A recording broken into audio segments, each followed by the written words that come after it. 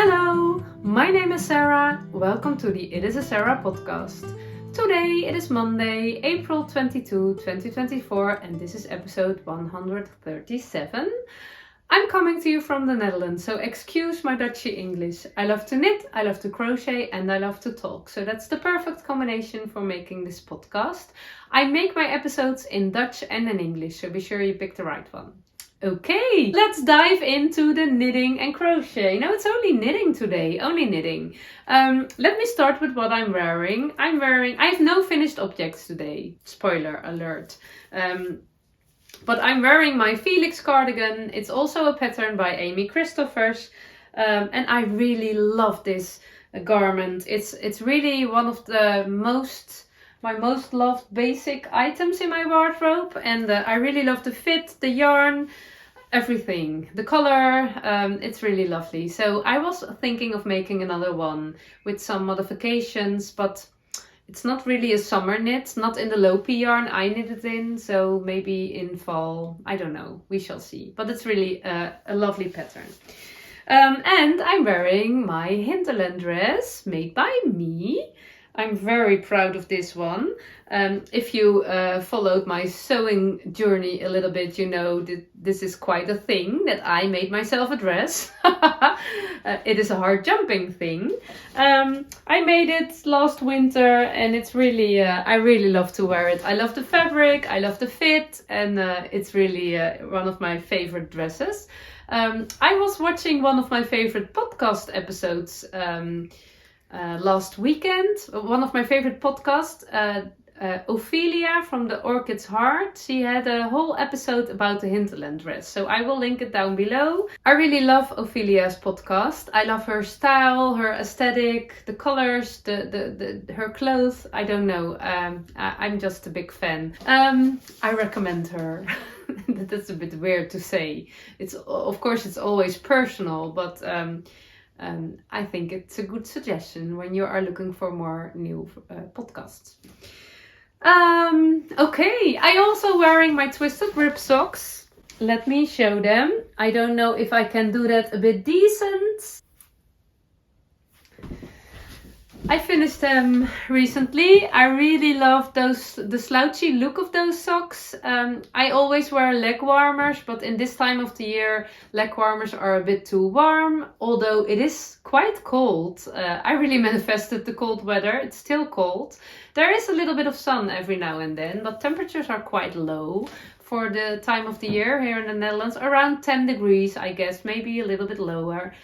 During the day, but I really love the look of the slouchy socks and the feeling, and they feel really cozy, and I really want more slouchy socks. I do have some, but also the dark color is really suiting my outfit, I guess. I'm really feeling nice with those dark socks on my feet. Okay. No finished objects today, as I said, but I did start a new project, and it's a nice one. It's the Sanna cardigan. The Sanna cardigan is a new pattern by Clow from the Crea Bea podcast, and it's not out yet. It's a test knit I am doing. I think the pattern will be out in the end of May, the second half of May. I'm not quite sure, but it is a summer cardigan, and I really, really love it.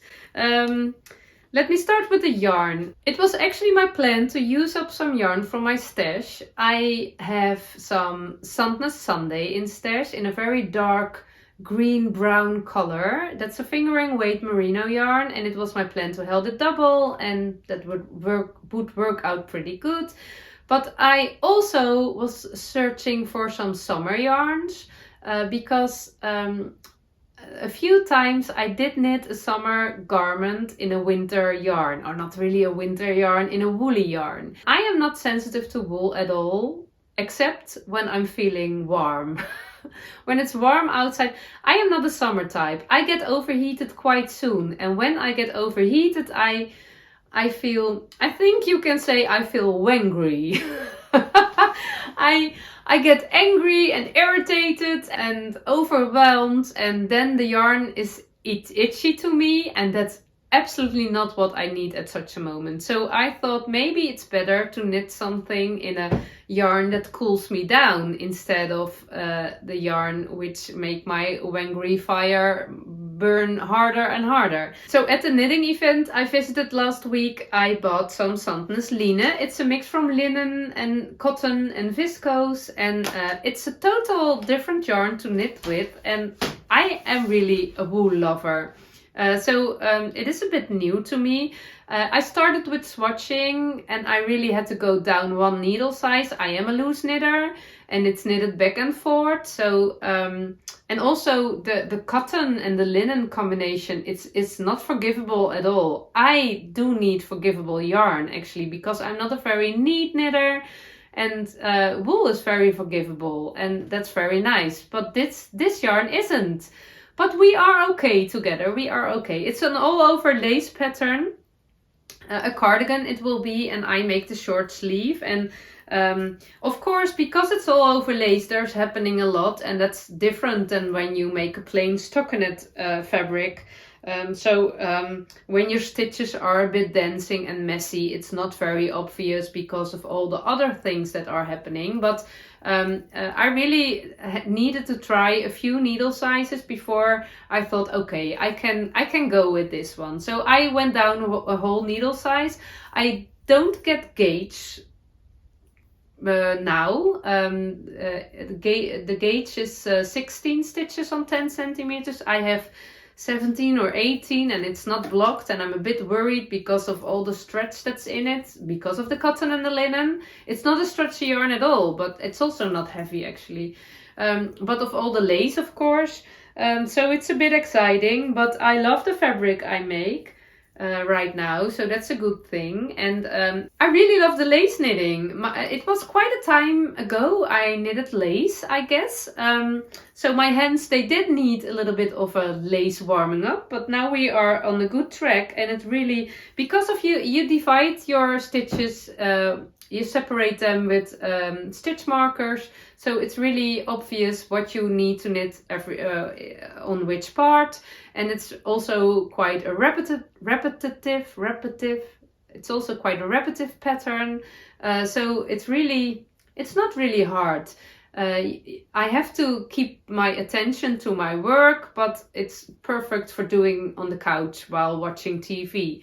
I did make a mistake every now and then, and my most mistake is forgetting a yarn over, and that's pretty easy to fix in the next needle. When you discover it, you can pretty easy fix that. And once I had a bigger mistake a few needles below, and just the same as when I knit a cable thing, it's quite easy also with lace to just drop a few stitches, a few rows. It looks very chaotic, but when you just focus on every stitch and you re-knit it and you check your chart every very secure, it's quite easily to fix. No, not easily. It's quite easy to fix. That was also the case with this one, but the problem was the yarn. Where the woolly stitches, they will set in their new places and say, okay, now we're good, and they are looking good. Cotton is not forgivable at all. You made a mistake, then we stay where we are. It was not looking good. It was very messy. So I didn't like it. So at the end I did knit backwards a few rows, and it was quite a work. But when I fixed the mistake and I was back on track at the point where I discovered the mistake, I thought, okay, this was worth it. And then I discovered another mistake, and oh, I felt miserable. Oh no! The mistake I discovered then was that I did knit two togethers instead of slip knits. No, otherwise I did slip knits instead of knit two togethers at quite some spots. And it was not very obvious, but it is in the front. So I was looking at it and I thought, oh no, we are not going to do that. I knew now that I couldn't drop the stitches, but I also definitely didn't want to rip out or knit backwards. So I thought, okay, leave it this way. It's perfect as it is, I guess. I don't think anyone will see it, maybe. It is not really obvious. When you know, and I know. So I was really working hard on it and it was really feeling good. But after those mistakes, I really need something uplifting. And I was also a bit worried about the size. So I did try it on. Of course, you can't try it really on because it's only a piece of fabric with no sleeves and armholes or whatever.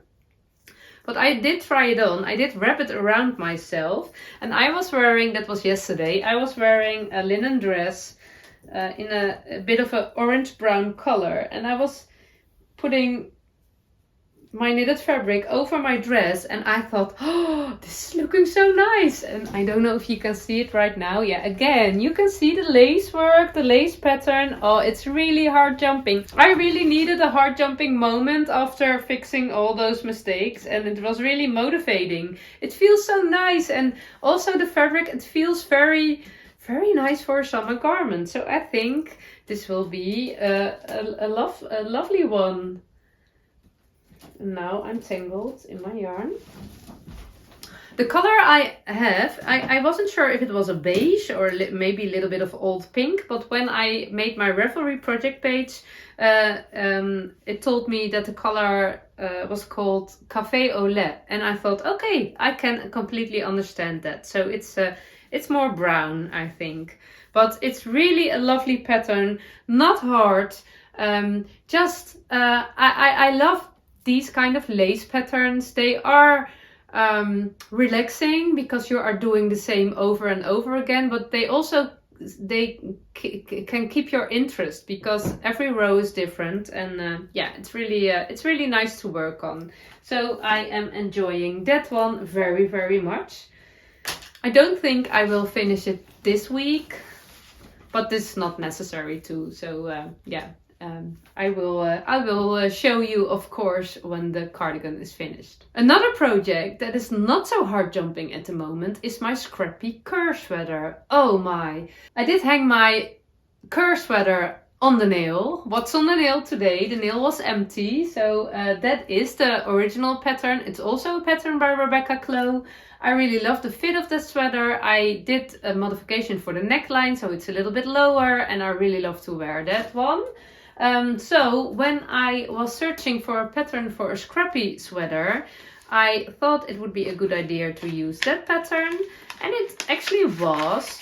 I was playing with I think the sea glass stitch for the sea glass sweater to alternate. It was more a color work, but it didn't work out for this one. So at the end, you start at the back for this one. You don't knit in a round in the beginning. I knit every row with another color. I held two strands of fingering weight yarn together, so it's really busy color wise, and I love the look of this. In the front, it was a little bit harder because you only knit those tiny things. So it's more stripy because I knitted back and forth with the same yarns. Then I did the stripy thing at the bottom and then at the sleeve. And I told you, was it last week, that I wasn't happy with the sleeve, so I did rip it out. It was too stripy for me, and I found a way to alternate more. There are still stripes, but they are quite narrow. But the problem was, maybe you can see it here, I had all the yarn ends hanging here. There were 6 different yarns attached. 3 I held them double and then 3 times, so 6 different yarn ends, and there were no balls at the end because they were all small tiny ends, and they got tangled up all the time, and it was a big mess and a big knot, and it was so annoying and frustrating. It was really not hard jumping. I felt that I didn't want to pick up the sweater because of all the mess was there at the sleeve. And also I did forget the decreases every time. And that's nothing. I never forget my decreases. I really love knitting sleeves and I love being organized. So it was a big mess. And then I did a quick fit. And the fit was good, but there was a line at the top of my arm. I knit my sleeves magic loop, and I don't know if you call this a ladder. I don't have laddering quite often, but because I went from one strand to another, this transition point is very obvious, and I don't know if it would block out, but I felt I don't want to do this again because I don't have to knit much for this sleeve, but it was such a mess. Oh, I really didn't feel motivated to work on it. And then I start making magic yarn balls. This is an older magic yarn ball I have made a few years ago. And a magic yarn ball is actually all your little tiny yarn ends knotted together and you wind it up to a big yarn ball with a lot of magic in it because you have no idea what is happening inside anymore after a while. And you tie the yarn ends together with a magic knot. And you can find a lot of tutorials of that on YouTube. But you lay them flat on your table and you make a knot at one side and a knot at the other side. And then you pull the knots together. They come together. And then you can cut off the yarn ends, the two yarn ends, pretty short to the knot. And it will stay in place, they say. Don't believe them. and you can knit it up, and it's actually quite one strand with a little tiny knot, but you don't have to weave in yarn ends, and yeah, that's really nice. So I love that idea. So I made my magic yarn ball and I started a shawl with it in the beginning of 2023. But my magic knots weren't magic at all. There were several magic knots that did loose. They didn't stay together. They get separated and I got holes in my knitting, and that's not what you want. So I lost my trust in the magic knot and also in the magic yarn ball. And I felt sorry for that because it was actually hard jumping. But then I realized that's the reason why I worked with all the loose yarn ends, but it was also frustrating. So then I thought, okay, let's go back to the magic yarn ball. And I made 3 new ones. I love the look of those and the feeling of those. But what I did this time is I didn't cut the yarn ends off. Let me see if I can find a knot. Yeah, here it is. Those tiny yarn, they get tangled all the time. Even when I'm just holding the strand, they get tangled. So I immediately feel the frustration while knitting on my Scrappy Kerr. Those 2 yarn ends, you should be able to cut them off quite directly to the knot, but that didn't work out for me, so I will leave them there. And when I am knitting, I just can knit them as I go, so they are weaving in as I go, and then cut a tiny end off. So I think that will work out pretty good. So I have the fun of knitting with magic yarn balls, and I don't have the fear of losing the magic of the magic knots. So I hope it will be hard jumping again. I almost am finished with those are my tiniest yarn ends. I have a box with a little bit bigger yarn ends, but those are my tiniest. And there are some lovely colors, but there are also some colors I really don't like. So what is my plan right now? I have a box with bigger yarn ends and there are a lot of browns in it, and I love brown. So I thought, let me combine a magic yarn ball with another leftover in a color I do like. The color combination will always be in balance. But what I don't know yet is how I will do it. A part of me really wants to work more structured on the Scrappy Kerr. It was my plan to just let it happen, let the magic happen, but it was not magic happening, there was mess happening all the time. I am feeling right now what I need is a stripy sleeve, so I can... when I will knit the same way as I did for this one, I still have 6 yarn balls attached to my sleeve. And of course there are yarn balls now, so the heaviness of the yarn, they will keep them a little bit more in place than those tiny little yarn ends, so they won't get tangled as quick as the loose yarn ends, but they will be at one point. So I thought what I want to do right now is maybe make stripy sleeves, 5 rounds, knitting 2 strands together, and then pick some new strands for another 5 rounds. So that way I won't forget the decreases anymore. It will be very organized and very structured.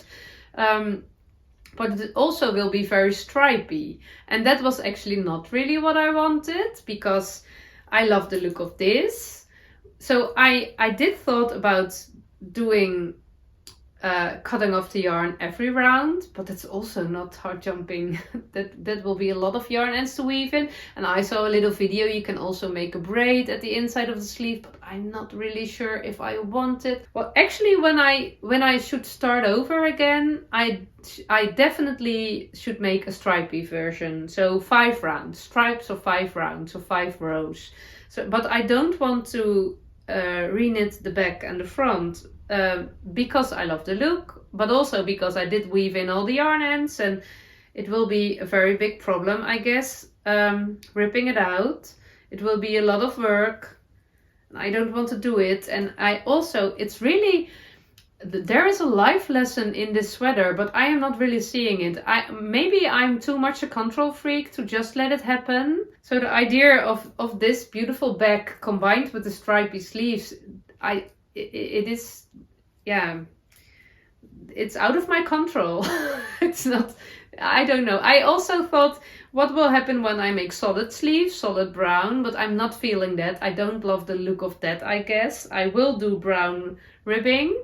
I'm a bit doubting still, but my heart jumps a little bit of the 5 round stripes. So I think that I will do that. I love the magic of all the colors. Maybe I can do stripy sleeves, and for the body, the body is, of course, there are more stitches, so maybe I can work with 6 yarn balls attached to the body without getting crazy. It is a crazy sweater, so yeah, it's not very weird that you get crazy while you are knitting on it, but I don't want to feel crazy. Oh, I'm not quite sure. If you have a nice suggestion, let me know, but we will see. What I will do now first is finish my magic yarn balls.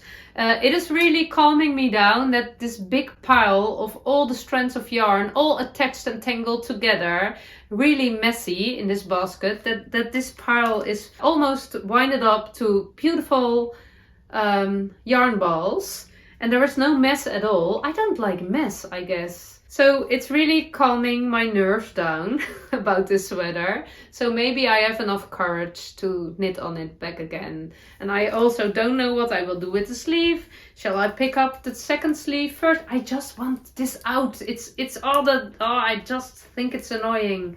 Go away. Maybe I should rip out the sleeve and do finish the body first. All the needles and all the, maybe I just have to simplify this knitting work.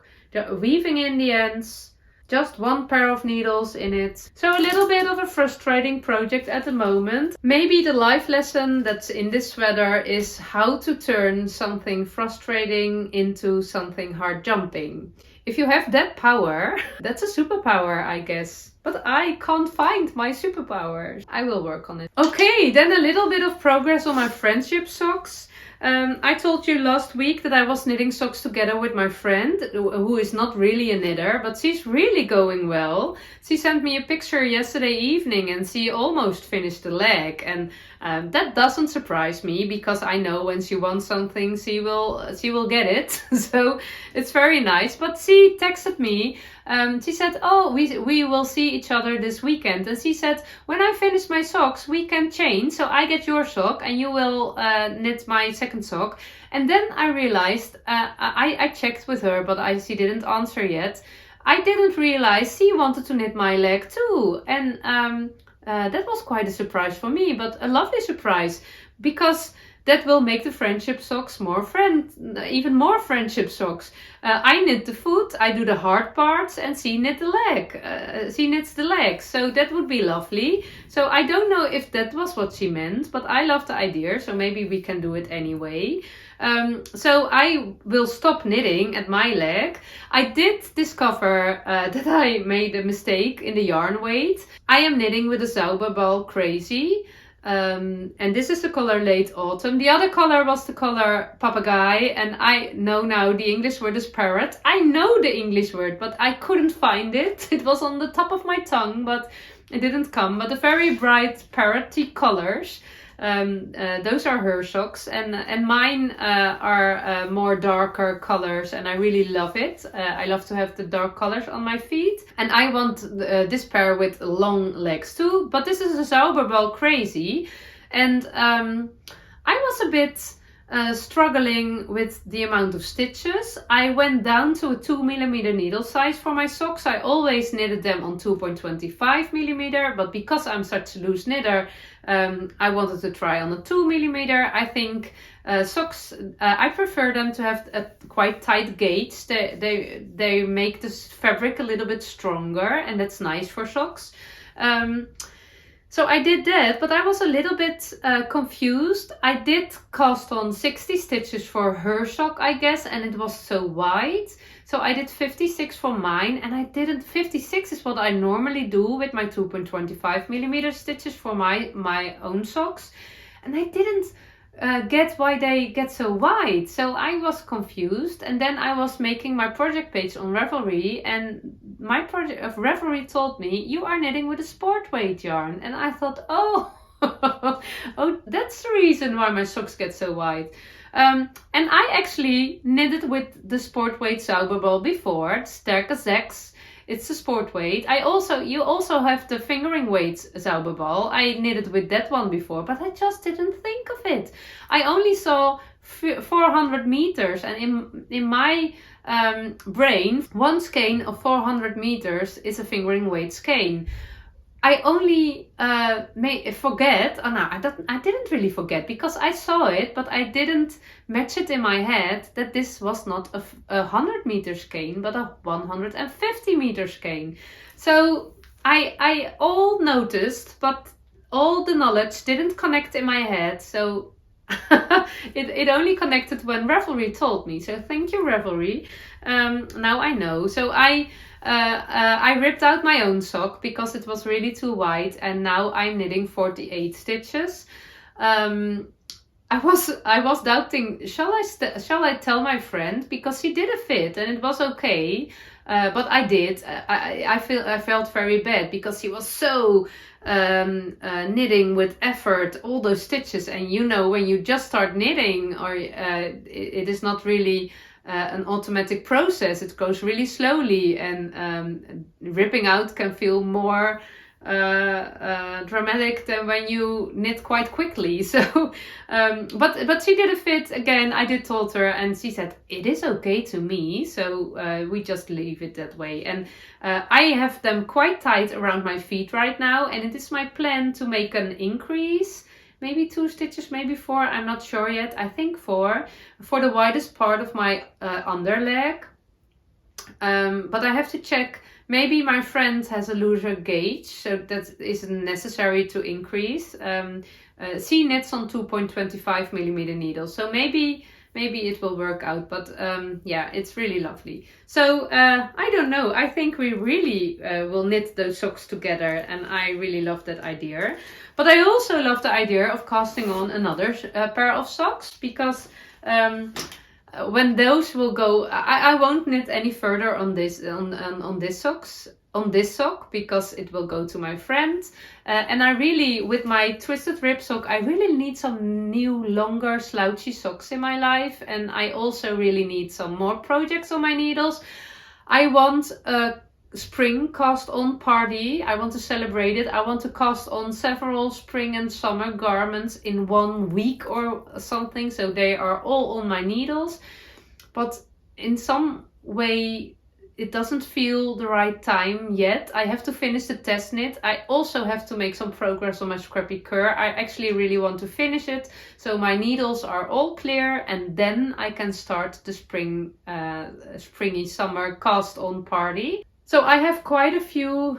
I love to have several works on my needles, so I can alternate, and I have some in my backpack and in my knitting office and downstairs. So there are projects everywhere, so I can grab and knit or crochet always in between a few stitches, but I don't have enough projects on my needles right now. So I thought that was the good, perfect excuse for casting on a new pair of socks this week. I don't know, maybe today or otherwise tomorrow. At the knitting event I bought a lovely yarn skein. It is from a Dutch dyer. Her name is Linda. She also from Wolhobby. She also makes wool is the Dutch word for wool. She also makes a podcast on YouTube, and she also has English episodes, so I will link her down below. Linda is a lovely woman, and she is very motivated to bring all the beautiness of knitting to the community. She does a lot of beautiful things for other knitters, so that's really nice. And she also dyes yarns. I bought a skein at her stand, which is called Fire and Wood. The original name is Vuur Bos, but that means fire. Maybe I should say fire and forest. That sounds better. And I really love the colors of fire and forest, because there is brown in it and some fiery orange and some dark green.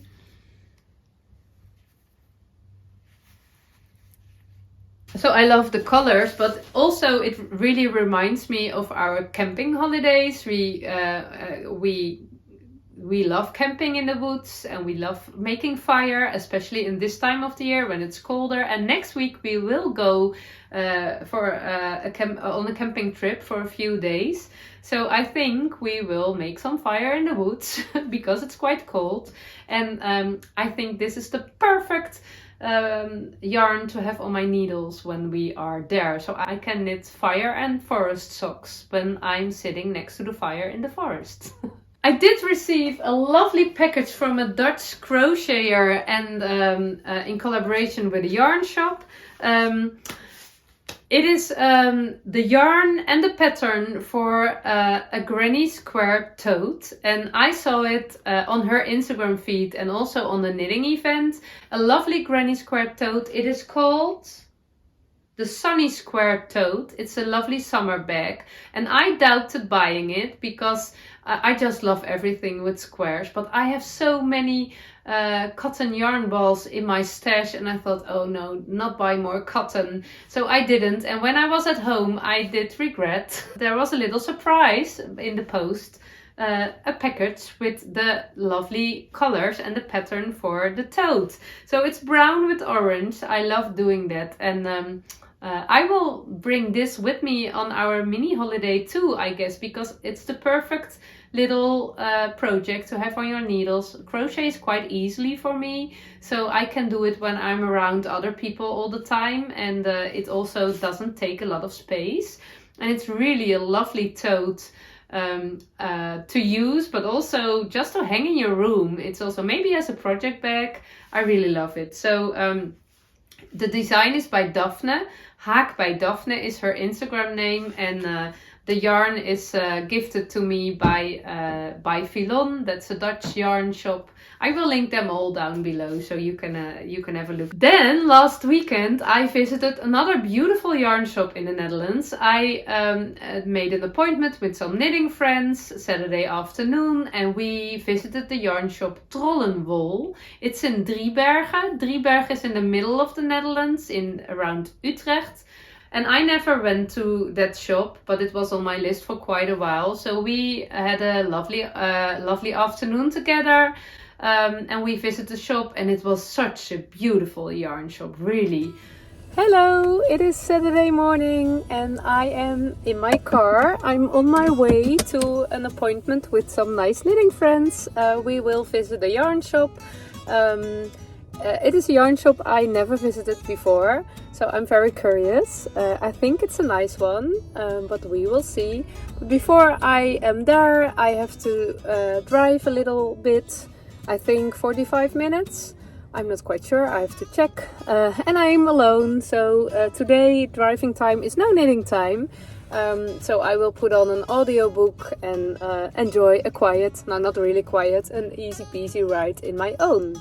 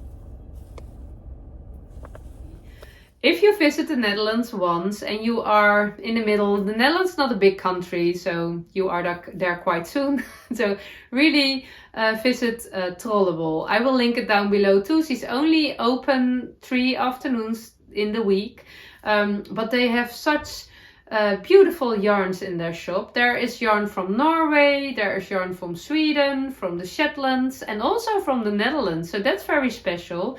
They really love to sell durable, sustainable yarns. So the shop is filled with the most beautiful skeins. But they also have a Dutch corner because they were selling all the yarns and they were thinking, what is happening with all the Dutch sheep wool? Because it's actually quite crazy that we buy our yarns in other countries and the wool of our own sheep is spoiled because no one wants to use it. That's really weird. But they did find some people which they can make together beautiful yarns with, beautiful Dutch yarns. So I have 2 skeins of beautiful Dutch yarn. I was there in the shop. Look, oh, it's so lovely. I didn't have a plan. I didn't have a wish list. I just want to visit the shop, and when I was there I was a bit that's always happening when I'm at a knitting event or at a yarn shop. I get quite overwhelmed and I can't think anymore.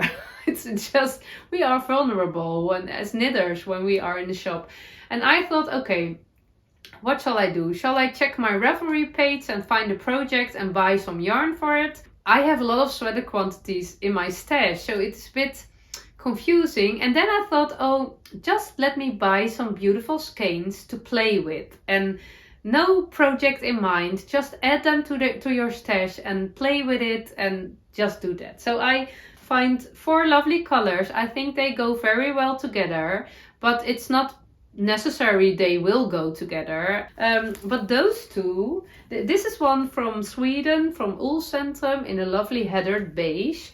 And this one is from Hillevåg.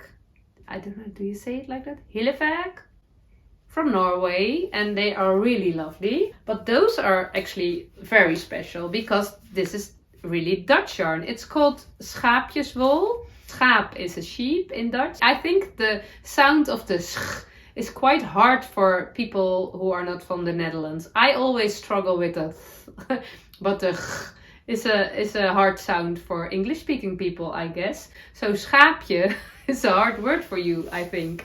But this one is really special. One of the ladies in the shop, she said, I have the most wonderful, beautiful dark brown color for you. And she showed this to me, and it's called sheep black, but it's a very rich dark brown. There is still quite some lanolin in it, and it's really, she told me they picked up all the beautiful brown colors from the sheep skins. No, not the skins. Do you say sheepskin? Only the wool, not the skin, of course. From the sheep wool, they pick all the dark brown colors and they let it spin to beautiful skeins, and it's really, lovely. And this one is hand dyed. There is a Dutch hand dyer, which she also dyes with a lot of natural dye, but I'm not quite sure if this was a natural one. Her name is Sarah Jane, and this is a lovely color, also a lovely rusty brown. It's really beautiful. So I'm very happy with all the skeins, and especially with those one. And I don't know what will happen. I have no plans for the near future. I will enjoy the colors, and I think they will come together when it's their time. But it was a lovely shop, and it was quite a drive for me, but I know now when for winter maybe, when I will want some new projects, it's absolutely worth the drive. So it was really lovely to visit it. And of course with my knitting friends, it was all cozy and nice. It's nice when you have people to share those heart jumping visits with you. They also feel the heart jumping feeling when they are in the shop. When I visit the shop with my husband or with my kids, they also do like it, but it's not hard jumping for them, and I absolutely understand. So it's nice when you have some people in your life who also had shared a heart jumping feeling. Okay, that was it for today, I guess. I think I told you all. We have holidays here right now. At the end of April, the beginning of May, it's always holiday in the Netherlands. We call it May holiday. The kids are 2 weeks off from school. This weekend we will celebrate King's Day. I will tell you all about that. We celebrate the King's birthday in a special way. I will tell you all about that in my Heart Jumping Friday video this coming Friday. I do have some knitting time, but of course when my husband, he has to work, but we have some special plans. Next week we will go on holiday. But it's always a bit different. My days look a bit different from normal days, but there will be knitting time because I make knitting time all the time. It's absolutely necessary for me to reload my battery to knit a few hours a day. I have a big battery. I wish you a very nice week. I hope you have some nice things on your needles. Some heart jumping things. If you don't have heart jumping things on your needles or in your life, absolutely create the heart jumping things because they are necessary to reload your battery. Charging time, it goes much more faster when you are doing heart jumping things. Thank you for watching and I hope to see you next time. Bye bye!